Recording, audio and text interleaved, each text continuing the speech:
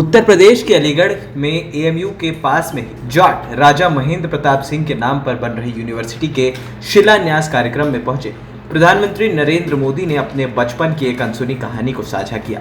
दरअसल पीएम ने अपने पिता के एक मुस्लिम मित्र का जिक्र किया जो अलीगढ़ के ही रहने वाले थे और तालों का बिजनेस किया करते थे। पीएम ने बचपन की कहानी सुनाते हुए कहा कि अभी तक लोग अपने घर की और दुकान की सुरक्षा के लिए अलीगढ़ के भरोसे रहते थे। पता है ना, क्योंकि अलीगढ़ का ताला अलग लगा होता है तो लोग निश्चिंत हो जाते थे। और मुझे बचपन की बात करने का मन कर रहा है। करीब 50-60 साल ये बात पुरानी है।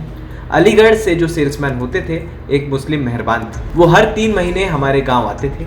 अभी भी मुझे याद है कि वो काली जैकेट पहनते थे और सेल्समैन के नाते दुकानों में अपना ताला रख जाते थे और 3 महीने बाद पैसे ले जाते थे। गाँव के अगल बगल के व्यापारियों के पास जाते थे। अलीगढ़ में प्रधानमंत्री नरेंद्र मोदी ने आगे कहा कि मेरे पिताजी से उनकी बड़ी अच्छी दोस्ती थी। आते थे तो 4-6 दिन हमारे गांव में रुकते थे और दिन भर जो पैसे वसूल करके लेके आते थे मेरे पिताजी के पास छोड़ आते थे। मेरे पिताजी उनके पैसों को संभालते थे और 4-6 दिन के बाद जब वो मेरा गांव छोड़ कर जाते थे तो मेरे पिताजी से वो सारे पैसे लेकर अपने ट्रेन से निकल जाते थे।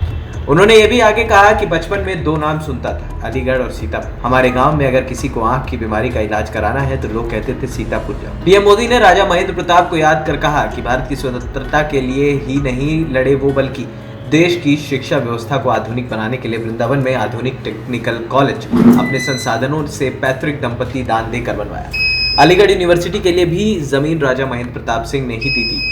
21वीं सदी का भारत शिक्षा और कौशल के नए दौर की तरफ चला है। तब माँ भारती के ऐसे अमर सपूत के नाम पर यूनिवर्सिटी का निर्माण सच्ची कार्यांजलि है। यूनिवर्सिटी के उद्घाटन के बाद पीएम नरेंद्र मोदी ने कहा कि यूपी के लिए बहुत बड़ा दिन है।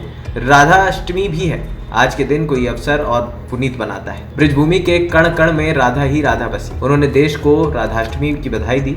पीएम मोदी ने कहा कि विकास के इतने बड़े कार्यों की शुरुआत इस पवित्र दिन से हो रही है। एएनपी न्यूज रूम की रिपोर्ट।